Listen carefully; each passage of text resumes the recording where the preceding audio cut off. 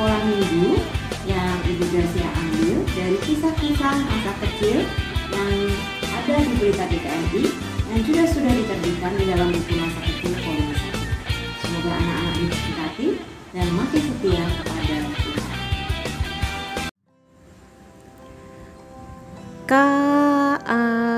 KASIH, kasih, kasih, kasih, kasih, kasih, kasih, kasih. Kita sering mendengar dan mengatakan mengenai kasih, entah itu di gereja atau juga di sekolah.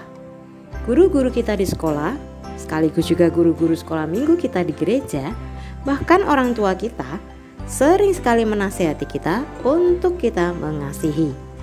Masalahnya adalah, apakah kita sungguh mengerti apakah arti dari kasih itu? Bagaimana melakukannya? Benar bukan? Nah, teman kita Helen akan membantu kita memahami kasih melalui cerita yang akan kita dengarkan bersama-sama pada pagi hari ini. Mari kita simak bersama kisah dari Helen. Siapa yang suka pergi ke mall?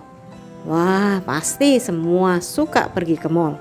Ibu Gracia juga suka pergi ke mall.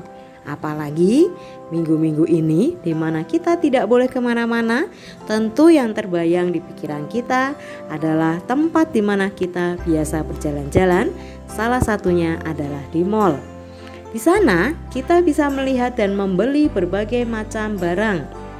Di mall juga ada banyak permainan. Helen pun demikian menyukai mall. Ia senang sekali kalau diajak ayah dan ibunya pergi ke mall. Di kota mereka, di Hattiesburg, ada mall yang cukup besar. Nama mall itu adalah Cloverleaf Mall. Baru saja mereka sampai di depan pintu, mata Helen langsung tertuju pada sebuah truk besar yang diparkir di depan mall itu. Truk itu dicat dengan warna-warna yang menarik, dan truk itu menarik suatu kandang besar dengan penutup di belakangnya. Di atas kandang besar itu tertulis petting zoo. Mata Helen langsung berbinar-binar. "Ayo Brandon," serunya sambil menarik lengan adiknya. "Ada petting zoo." Mereka pun berlari-lari ke arah truk itu. Papa dan Mama tersenyum melihat apa yang mereka lakukan. "Lihat, lihat, aduh manisnya," seru Helen ketika mereka melongo ke dalam kandang. Sebetulnya apa sih yang menarik mereka? Di dalam kandang besar beralaskan serbuk kayu itu ada berpuluh-puluh binatang-binatang kecil yang imut-imut. Ada tupai, hamster, dan juga kelinci. Nah, dengan membayar sejumlah uang, anak-anak boleh masuk ke dalam kandang itu, mengelus-ngelusnya, bermain, bahkan memberi makan hewan-hewan kecil yang lucu itu. "Papa, Mama, boleh kan aku dan Brandon masuk?" kata Helen berlari-lari menghampiri Papa dan Mama. Ya Pak, ayo dong please," bujuk Helen sambil tersenyum semanis-manisnya. "Baiklah," jawab Papa tersenyum. "Baik, sampai kami kembali ya." "Oke, asik," seru Helen berteriak gembira. Ayah memberi masing-masing mereka 25 sen atau seperempat dolar. Helen dan Brandon pun segera berlari kembali ke truk itu. Papa dan Mama pun beranjak masuk ke dalam mall untuk berbelanja keperluan sehari-hari. Helen segera memberikan uang mereka berdua kepada bapak penjaga kandang. Lalu ia menaikkan Brandon ke tangga kandang itu, kemudian ia sendiri juga naik. "Tunggu," seru bapak penjaga kandang ketika mereka hendak masuk ke dalam kandang. "Ada apa Pak?" tanya Helen terkejut. "Maaf," tanya bapak itu kembali, "apa kalian berdua akan masuk?" "Benar Pak, aku dan adikku." "Kenapa Pak?" tanya Helen lagi. "Maaf Nak, harga satu tiket 50 sen. Hanya salah satu dari kalian yang bisa masuk," kata bapak tadi menjelaskan. Helen pun terdiam. Ia melongo ke dalam kandang. Di dalam kandang sudah menunggu tupai, hamster, dan kelinci-kelinci kecil yang imut.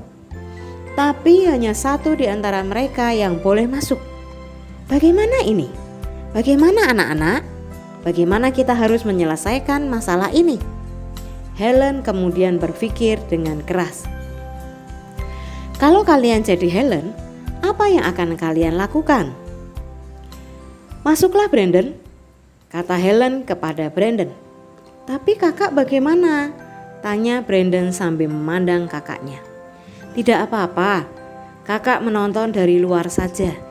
Ayo masuklah, kata Helen sambil tersenyum. Helen membukakan pintu untuk Brandon. Setelah Brandon masuk, Helen pun turun dari tangga. Helen menonton Brandon bermain-main dengan seekor kelinci. Kelinci itu melompat-lompat dan Brandon mengejarnya. Brandon juga memberi makan seekor tupai. Wah, tupai gemuk itu rakus sekali. Helen yang menonton di luar kadang ikut tertawa. Apakah Helen tidak suka bermain dengan hewan-hewan kecil-kecil itu? Oh, tentu saja tidak. Ia sangat suka dengan hewan-hewan imut itu. Karena rumah mereka tidak terlalu besar untuk memelihara hewan, Helen hanya bisa mengoleksi boneka-boneka lucu sebagai obat kangennya. Lagi pula truk itu berkeliling dari satu kota ke kota yang lain. Jarang sekali truk itu mangkal di Cloverleaf Mall, tempat di mana mereka sekeluarga datang berbelanja. Jadi justru saat-saat seperti inilah yang paling dinanti-nantikan oleh Helen. Lalu kenapa ia memberikan uangnya kepada Brandon? Apakah anak-anak ada yang mengetahui jawabannya? Ya, tiba-tiba Helen mendengar namanya dipanggil. Helen, mengapa kamu tidak masuk? Tanya Papa. Papa dan Mama rupanya melihat kejadian tadi dari dalam mall dan mereka keluar untuk mengetahui apa yang terjadi. Helen menceritakan bahwa harga karcis masuk 50 sen dan ia memberikan bagiannya supaya Brandon bisa masuk ke dalam petting zoo. Aku menyayangi Brandon, Ayah. Karena itu, aku memberikan uangku kepadanya, kata Helen mengakhiri ceritanya. Bukankah moto keluarga kita berbunyi, kasih adalah tindakan? Papa dan Mama sangat bangga kepadamu, Helen, kata Mama sambil memeluk Helen erat. Coba kalian tebak, Papa dan Mama mengajak Helen masuk ke petting zoo. Bukan hanya Helen, mereka berdua pun ikut masuk. Mereka sekeluarga tertawa gembira bermain bersama dengan hewan-hewan kecil yang lucu itu. Hari itu memang hari paling indah, dan hari itu karena ada kasih. Apakah Helen tahu kalau Papa dan Mamanya akan kembali? Apakah ia tahu kalau mereka kemudian akan bermain bersama? Jawabannya tentu tidak. Helen tidak pernah tahu. Ia hanya tahu bahwa kasih adalah tindakan. Firman Tuhan berkata, kasih itu murah hati, tidak mencari keuntungan diri sendiri, sabar menanggung segala sesuatu, seperti tertulis di dalam 1 Korintus 13 ayat 4-5 dan ayat yang ke-7. Helen tahu itu. Ia rela mengorbankan kesenangannya demi adik yang ia kasihi. Terkadang memang demikianlah kasih. Memang tidak mudah untuk dilakukan. Firman Tuhan dalam 1 Yohanes 3 ayat 18 menyampaikan dengan jelas, anak-anakku, marilah kita mengasihi bukan dengan perkataan atau dengan lidah, tetapi dengan perbuatan dan dalam kebenaran. Kasih bukan sekedar kata-kata. Kasih adalah tindakan.